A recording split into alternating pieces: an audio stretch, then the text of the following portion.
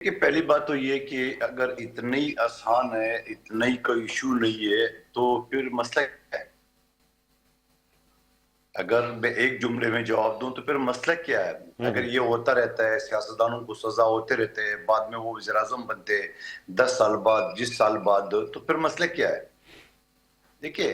دوسری بات یہ کہ پیپلز پارٹی کبھی بھی سیاستدانوں کے خلاف یا سیاستدانوں کو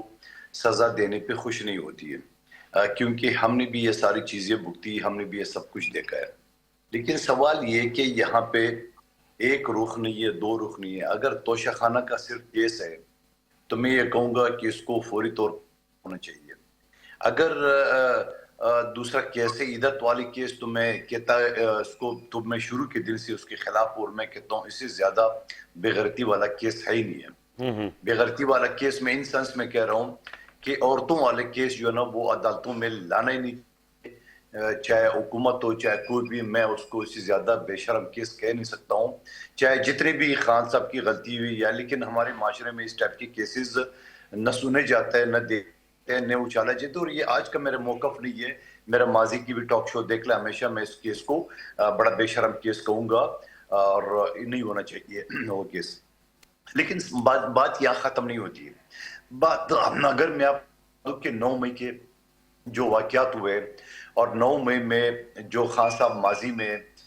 جو جنرل باجوہ کو وہ تحایات ایکسٹینشن دینے کی باتیں کرتا تھا، اگر میں یہ کہوں گا کہ شہریار آفریدی نے وسیم بادامی کی شو میں آرمی چیف قوم کا باپ ہوتا ہے، جب وسیم بادامی نے کہا کہ باپ تو 3 سال کے لیے نہیں ہوتا ہے، تو یہ اس ٹائپ کی پھر ایک پیج سیم پیج، اور پھر آخر میں یہاں تک آ گئے شہریار آفریدی اور شندانہ گلزار صاحبہ کہ خان ہے تو پاکستان ہے۔ تو مجھے نہیں سمجھ میں آ رہی کہ یہ کون سی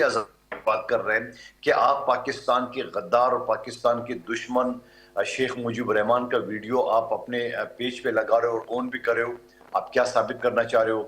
آپ فیلڈ مارشل جس نے دنیا کے دوسرے بڑے ملک ہندوستان کو شکست دے کے اور پورے دنیا میں پاکستان کوشن کیے، ان کے بارے میں آپ اپنا ایکس یا ٹویٹر اکاؤنٹ میں کیا الفاظ ادا کر رہے ہو؟ آپ کے اگر میں نے جو کہ وفادار ایم این اے ہیں، چاہے وہ عادل بازی ہو یا سوری یا ثناء اللہ مستخیل ہو، پچھلے اسمبلی میں ہماری کولیگ رہے اور بتا تھا ہم سے خان کے اور پی ٹی آئی کے موقع پہ، میں کہتا ہوں ایک لائل ایم این اے ہے، ان کے بارے میں آپ نے غدار میر جعفر میر صادق اس کو ڈکلیئر کیا ہے۔ آپ کے پارٹی کو وکیلوں نے قابو کیا ہے، میں خود بھی ایک قانون کا طالب علم ہوں، آپ کے پارٹی کو وکیلوں نے قابو